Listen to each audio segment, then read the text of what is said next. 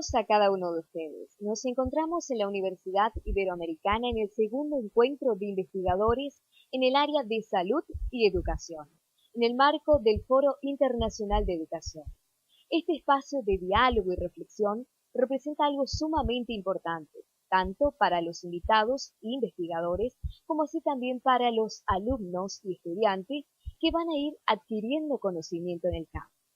A continuación, los invitamos a acompañar el desarrollo de este evento, como así también a observar y escuchar la temática de algunos de nuestros exponentes. Acompáñenos.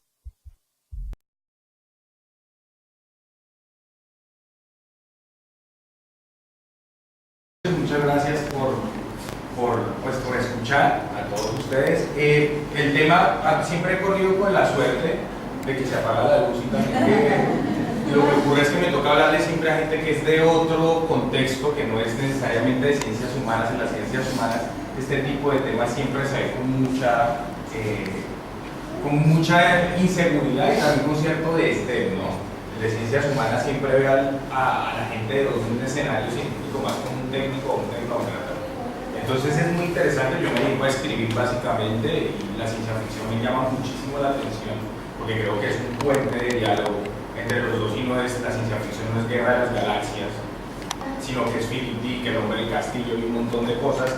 Y por eso le puse este título, Más que Humano, que es una novela de ciencia ficción de los años 50, y si la pueden leer es bellísima, de Theodore Sturgeon, que es un tipo que es un idiota, no el escritor sino el protagonista.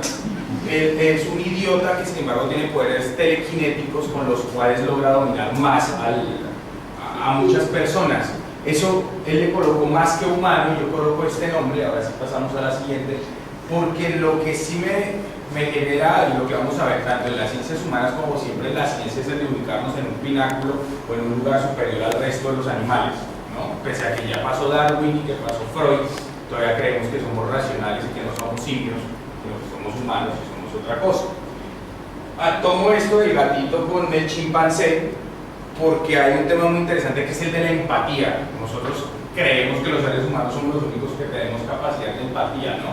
O de consentirnos o acicalarnos. Y este señor es un personaje de una película en la cual se basa en un libro que se llama Sueñan los androides con ovejas eléctricas. El libro es de Philip Dick, que se los aconsejo muchísimo, es quizá el escritor más grande de la segunda mitad del siglo XX.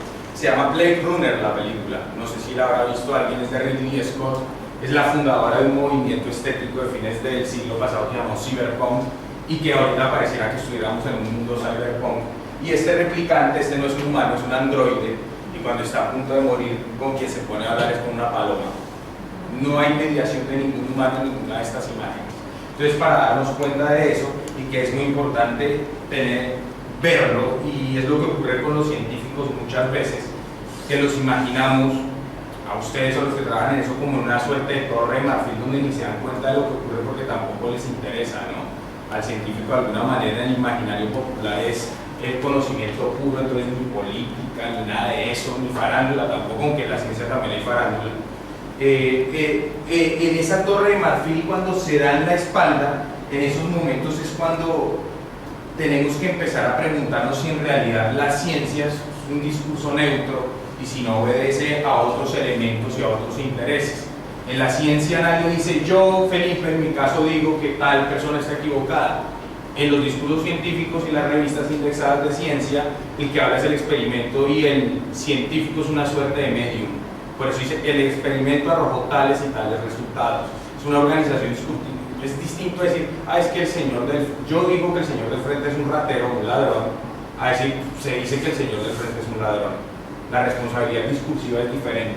Y en términos lingüísticos eso es lo que ocurre muchas veces con la ciencia en esa búsqueda por la neutralidad. En ese tema, esto es una pintura de los años 60 donde ya se planteaba el tema del transhumanismo o el poshumanismo, de seres humanos que ya no solo somos humanos, somos más que humanos. Entonces, si ustedes se dan cuenta, no sabemos si es un perro, una perra, si son perritos chiquitos, si son humanos, ¿qué ocurre ahí? ¿Sí? Y eso es uno de los temores que existen y que ustedes pues lo han mencionado, el transgénico. No dicen transgénico, entonces uno se puede imaginar un tomate con alas de murciélago o eso, ¿sí? Eso forma parte del miedo, y también sentarse a analizar el miedo de lo que tuvo el siglo XX es muy importante. ¿Y por qué existió esa incomunicación? ¿Por qué ha existido? Es muy importante. Entonces, ese transhumanismo y toda esa perspectiva lo que ha conducido es a creer que nosotros estamos aparte de la naturaleza, y como esos señores están supuestamente en una torre de marfil y no se afectan de nada, por nada, se siente que todo está dividido en apartados en el mundo. Todo está dividido en estancos, y eso se debe básicamente a una idea moderna. Moderna me refiero a la época de la modernidad, estamos hablando del siglo XVII, XVIII, cuando sale René Descartes, y después vienen todos estos filósofos de ese tiempo y los científicos de ese tiempo que hablan de la dualidad de sujeto-objeto, que ahorita la voy a esbozar a grandes rasgos. Sin embargo, en el siglo XX se empezaron a dar cuenta de que como que el planeta también es una entidad viva, es una unidad, y que si yo contamino el lago Ipacaraí no solo es un problema de los paraguayos, sino que si yo estoy bajo el sol de México, del DF, seguramente también en algo me va a impactar a mí eso, y no por un tema romántico ni nada de eso, sino por como sistema, por el planeta como sistema. Entonces la responsabilidad del lago Ipacaraí no es solo de los paraguayos ni de las municipalidades paraguayas, ¿sí? En ese orden de cosas surgió un señor que también es muy interesante, se los aconsejo mucho, se llama Fritjof Capra, físico austriaco. Él escribió este libro que se llama La trama de la vida, donde trata de poner de presente eso, la trama o la red de la vida. Él acuñó este término antes de que existiera internet, donde ya la noción de vida no es que tenemos una pirámide donde hay un ser superior que es el hombre y empezamos a descender hasta la bacteria, sino que esto funciona más bien como una red y todos estamos conectados. La más mínima bacteria, como ya acabamos de ver, los más mínimos microorganismos, todo lo que pueden llegar a ser, ¿no? Entonces es eso. Es muy curioso que muchas veces uno puede encontrar en poetas muchas propuestas que mucho tiempo después en la ciencia resultan teniendo algún piso. Entonces aquí les traía estos versos de un gran poeta inglés del siglo XVI, se llama William Blake, que decía: abarca el infinito en la palma de tu mano y la eternidad en una hora. Aquel que se diga una alegría hace esfumar el fluir de la vida. Aquel quien besa la joya cuando ésta cruza su camino vive en el amanecer de la eternidad. Él es uno de los primeros, y es un pensamiento además místico, y que de hecho Fritjof Capra después escribió un libro que genera polémica que se llama El Tao de la Física, y es cómo el ser humano no está escindido del universo ni de la naturaleza, sino que pertenecemos a ese flujo. Somos parte de ese flujo y no estamos fuera de ella, ni existe esa dualidad. En ese orden de cosas, hay un tema interesante, aquí ya lo tocaron, que es el tema de la agricultura y de los cultivos. Se suele tener en cuenta que siempre se maneja por los temas siempre de políticas agrícolas o por el tema de la biotecnología y ya, pero si el mundo es toda una unidad, si el planeta es toda una unidad, a mí también cómo me puede llegar a afectar una plantación de esta, o esto, ¿por qué terminamos en esto? ¿Por qué terminamos haciendo plantaciones cuadrangulares, por ejemplo, que se parecen mucho? Y más adelante vamos a ver, una vista de arriba aparecen unas ciudades verdes, por eso le llamaban revolución verde, y si ustedes ven una foto de arriba de una ciudad, es exactamente igual a una foto de un cultivo de soja, sin decir que sea bueno, que sea malo, sentarnos a analizar, pero ¿por qué tienen esas coincidencias? Y es precisamente porque hay un origen en esos pensamientos, o en ese pensamiento moderno que les hablaba de Descartes, donde yo estoy en un lugar superior al que están todos los demás seres. Con estas plantaciones y con todo esto también ocurre algo muy interesante, y que ya lo mencionaron antes, que es el tema de la variabilidad. Hay algo que también surge mucho en la política, es lo políticamente correcto, y es la variabilidad. Entonces ponemos al rubiecito, al de pelo rojo, y al negro y al chino. Ya somos todos iguales, y la variabilidad, ¿no? Eso se cree que es la variabilidad. No se habla nunca de los albinos, eso no es variabilidad, eso es una enfermedad. Que también las enfermedades, hay un fenómeno muy interesante, es la medicalización de la sociedad. Hasta mediados del siglo XX ser gordito era tener buena salud, el tipo como come bien y ahora están enfermos. Entonces es como la sociedad misma ha medicalizado un montón. Antes se ponían tristes, ahora son bipolares. Entonces esa medicalización de la sociedad es muy interesante, es un fenómeno muy interesante, porque el discurso médico, que lo reduce todo a eso, nos ha llevado a creer que esto es diversidad y que esto es enfermedad. Ustedes que son los científicos y conocen más de eso, hay un tipo que se llama Stephen Jay Gould, que aparecía en Los Simpson en un capítulo, cuando hicieron el ángel ese, que descubrieron los huesos de un ángel y resultó que no era un ángel. Stephen Jay Gould sale huyendo porque él parece que estaba metido en el fraude, burlándose de él, y Jay Gould hablaba ahí en ese capítulo de Los Simpsons. Stephen Jay Gould, en un libro que se llama Wonderful Life, él habla de las grandes catástrofes y dice cómo las grandes catástrofes han modificado la vida en el planeta Tierra, y dice que eso nos lo enseñó la desaparición de los dinosaurios. Cuando cae este asteroide, el tipo dice, ahí aprendimos que hay un elemento muy importante que es la contingencia. La contingencia es ese tipo de accidentes que se pueden presentar y acabar con todo. Entonces lo que a veces nos reímos de que estalle una plaga o que caiga un meteorito no es tan traído de los cabellos como a veces nos lo planteamos. En esos momentos, ahí es cuando la varianza empieza a tener un papel muy importante, porque yo no lo puedo imaginar. Ahí ya puede ser un ejercicio de ciencia ficción. De pronto en ese mundo una nube de polvo espesísima solo va a permitir que los tipos que sean, o no, o que no haya, sí, una nube de polvo espesísima, los únicos que puedan vivir como humanos sean los alpinos y los demás nos muramos. ¿Sí? Entonces la varianza genética sirve para eso. Gould plantea que lo que ocurre con cada catástrofe es que esa variabilidad se va acabando y después vuelve a surgir la variabilidad. Una de las preguntas y que ya aquí el profesor la contestó un poco es la duda de la variabilidad. Por ejemplo, con la soja, en el continente americano no habría el problema que en Asia, porque no es no es de acá, no es nativa. Pero entonces ahí es donde nos tenemos que preguntar si con esa varianza así cambiamos. Él es Stephen Jay Gould, para que lo tengan ahí presente, y cuando vean algún capítulo de Los Simpsons van a saber que es uno de los personajes más interesantes en ese sentido. ¿Qué ocurre con la varianza? Eso que lo tienen muy claro los científicos, a veces nosotros no, entonces nos surgen las pesadillas como las de otra gran novela que es Un Mundo Feliz, escrita por Aldous Huxley, donde los seres humanos están divididos genéticamente en alfa, beta, delta y epsilon, y pues de pronto creo que esta la vieron Gattaca, una película de hace 10, 15 años, donde los seres humanos están divididos por su capital genético. Ya hablan de capital genético, ¿sí? Entonces hablan de seres humanos superiores y seres humanos inferiores. Con lo que plantea Stephen Jay Gould y con toda esta teoría de la evolución y todo eso, también él hace una revisión de lo que se cree en la doxa, de lo que es Darwin, que nos enseñan qué es esto, ¿no? Es que empezó un chimpancé y empezó a pararse, ya llegó acá, y después vamos a llegar a eso. Eso él le habla que es una ilusión teleológica o una ilusión de finalidad de la evolución. Es decir, creer que hay un punto alfa y un punto omega. Este es el punto máximo, ¿sí? O acá, nosotros somos el punto máximo de la evolución. Resulta, una vez un taller que hizo Gilles Deleuze, un filósofo francés, sobre la evolución en Francia, y el tipo decía, agarre cada uno una hoja en blanco y dóblela como quiera. Cada uno le salió, uno hizo un barco, otro hizo un avión, etc. Y él decía, ahí está la evolución. Todos tenemos una hoja en blanco que agarra por distintos caminos. Este camino nunca está trazado de forma preconcebida. Y hay ejemplos muy sencillos también que tenemos en nuestra vida diaria. Solemos decir cuando nos va mal en algo que es que fue por, de Dios, o si se cree en Dios o lo que sea. Eso fue por algo que no me salió. Y con el paso del tiempo empezamos a imaginar nuestra vida pasada como si tuviese un trayecto y una finalidad. ¿Sí? Eso es una ilusión teleológica, de creer que hay una finalidad y de que hay un punto de perfección y de perfectibilidad, que es una idea que también se cuela mucho en muchos discursos científicos, que es mejorar un organismo para X o para Y cosa. Es tener en la cabeza el molde de que existe algo mejor o peor, cuando en realidad esos moldes en la evolución no existen. ¿Sí? Lo volvemos a ver la contingencia. El niño albino, ¿sí? O como le dicen a los otros peyorativamente retardados mentales, ¿sí? Esos son conceptos que todavía entienden esto, que esto es lo que le enseñan a uno, y que las jirafas tienen el cuello largo para comer la copa de los árboles.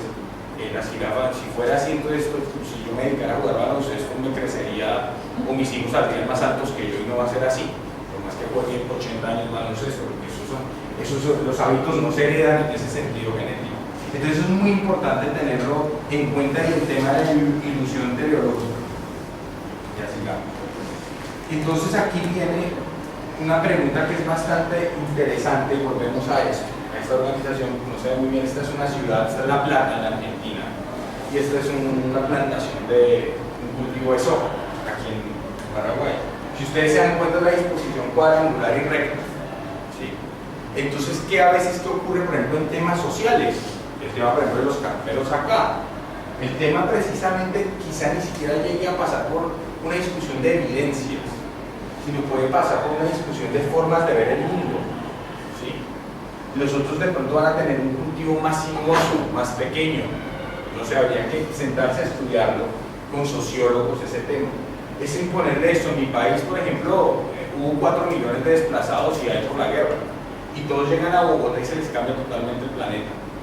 Nada de lo que ellos tenían antes, ya no es la disposición de caminar igual, ya no es la misma tonalidad de voz, nada de eso es lo mismo.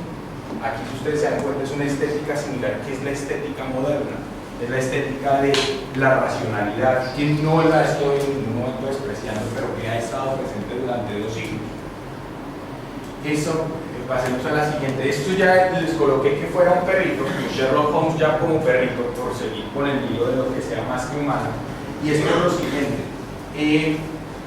En toda esta organización siempre se ha manejado que hay que mejorar, y que también fue muy interesante, por ejemplo, la exposición de ahorita de ver el lado ambiental de la biotecnología, que es la explotación del animal para que yo mejore, o no tumbemos todos los árboles para que nuestros nietos tengan algo que tumbar, que es también un discurso que se ha implantado muchísimo.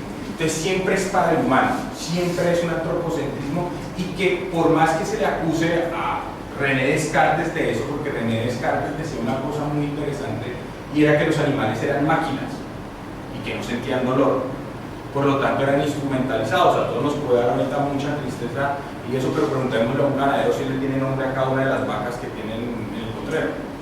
Son vacas, son números, ¿sí? Como nosotros también lo somos para los sistemas de transporte. Entonces, ese tema, de instrumentalizar a los animales ha estado muy presente, y a los vegetales, y que todo está al servicio de nosotros. Si bien se le echó la culpa a Descartes, ya existía desde mucho tiempo antes en la tradición judeocristiana. Creo que aquí la mayoría, en nuestros países casi todos tenemos ascendencia judeocristiana en términos religiosos.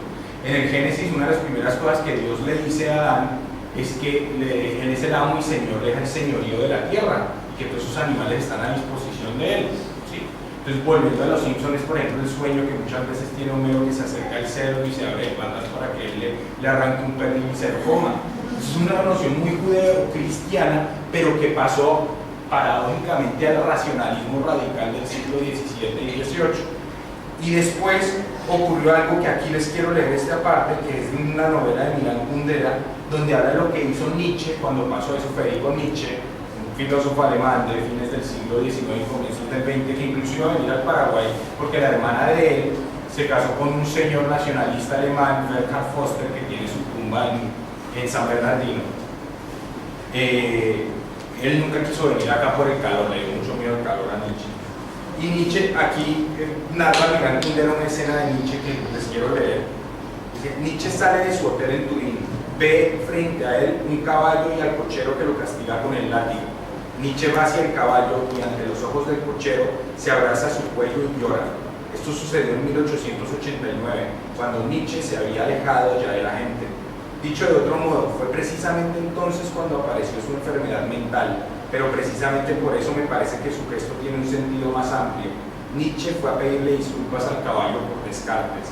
Su locura, es decir, su ruptura con la humanidad, empieza en el momento en que llora por el caballo. Fíjense ahí, la ruptura con la humanidad, y es muy importante ese elemento porque la idea de humanidad también es una idea contemporánea, y la idea de los derechos humanos es una idea contemporánea. Los derechos del hombre que defendieron los franceses sirvieron para ellos para la Revolución Francesa, pero revisen lo que hicieron los franceses con los negros de Haití. Ahí no existieron derechos del hombre y casi los exterminan, cuando los haitianos quisieron independizarse. Entonces son construcciones ideológicas que siempre existen y que es bueno revisar, y que van permeando incluso discursos que a veces se pretenden lícitamente neutros a muchos de esos elementos, como por ejemplo por qué a Newton le apoyaron, que no es que el tipo estuviera en realidad bajo un árbol y le cayó una manzana en la cabeza. La corona inglesa necesitaba afinar sus brújulas. ¿Por qué? Porque la corona inglesa estaba, ustedes saben que son los piratas y los mercaderes por naturaleza desde Occidente, son los ingleses, necesitaban mejores barcos. Pues necesitaban pagarle a un tipo que haga mejores investigaciones. Ustedes saben que sí, todo el tema de la gravedad no puede hacerse una brújula exacta. Entonces toda esa interconexión, así como se ve en el planeta, también la podemos ver, esa circulación de nuestra cultura. Esos conocimientos, ese conocimiento positivista tan interesante, ha dejado de lado, sin embargo, otro conocimiento, que es el de la adivinación. De hecho, es terrible hablar de adivinación en una universidad, esto es para hablar con los brujos. Pero la adivinación, perfecto, es el conocimiento indicial, es empezar a pensar por indicios, es preguntarle, por ejemplo, a un señor, oiga, va a llover en 2 horas, y el señor, un campesino, mira al cielo y dice, sí, va a llover. Eso es conocimiento indicial, y ha hecho muchísima carrera con Sherlock Holmes, por ejemplo, en la literatura, y en lo que ustedes ven de CSI, todo eso es la positivización del conocimiento indicial. Ya los tipos no piensan como Sherlock Holmes a partir de señales e indicios, sino que necesitan experimentos, o necesitan exámenes, y el pelo, y el ADN, ¿sí? Esa es una de 2 formas de pensamiento. Sherlock Holmes se dedicó fue a pensar con indicios, y el gran pináculo del pensamiento indicial es Freud. El psicoanálisis no puede ser considerado una ciencia, porque no es una ciencia en el sentido clásico, pero él, a partir de lo que uno va hablando, va generando indicios. Y el pensamiento indicial, si bien no puede llegar a excluir al otro, tampoco es que tenga que arrodillarse frente al otro, sino que más bien se tiene que admitir que hay ciertos aspectos y conocimientos humanos que tienen que obedecer a ese pensamiento indicial, así como encontramos lo de Sherlock Holmes, y así como también en ese punto es donde hay una pugna entre 2 formas de pensamiento, como la del cultivo grandote de soja, cuadrangular completamente, y la forma de pensar un cultivo y de pensar su espacio de un campesino del Paraguay, de Colombia, de Venezuela, de donde sea, ¿sí? Es muy importante esto porque es dar un paso más atrás. En los gobiernos, por ejemplo, de nuestros países, sean de derecha o izquierda, aunque nunca he sabido distinguir bien cuál es de derecha o cuál es de izquierda, casi lo mismo. Todos ven en la naturaleza un objeto al cual yo le extraigo materiales y recursos, ¿sí? Es precisamente empezar a pensarnos ya no como que la naturaleza está ahí a nuestro servicio, como le dijo Dios a Adán, ¿sí? Y como después dijo René Descartes, sino ponernos a pensar cómo es nuestra relación de ida y vuelta con ellos, como antes lo habían expuesto mis compañeros del panel, que es la naturaleza misma la que está hablando muchas veces y nos interpela, como cuando el agua va a caer y se pone verde. Pues eso es básicamente lo que quería decir. De esta forma tuvimos 2 días de intenso aprendizaje en esta jornada de investigadores. Tuvimos una gran participación de estudiantes y con esto superamos las expectativas iniciales, además de que también podemos decir que el objetivo fue logrado. Es importante destacar que este evento fue organizado en el marco del Foro Internacional, tal como ya lo especificaban también nuestras autoridades. Podrán encontrar todos los datos con relación a este evento en nuestra plataforma digital www.unive.edu.pe. Muchísimas gracias por habernos acompañado. Universidad Iberoamericana, una mentalidad nueva para un mundo mejor.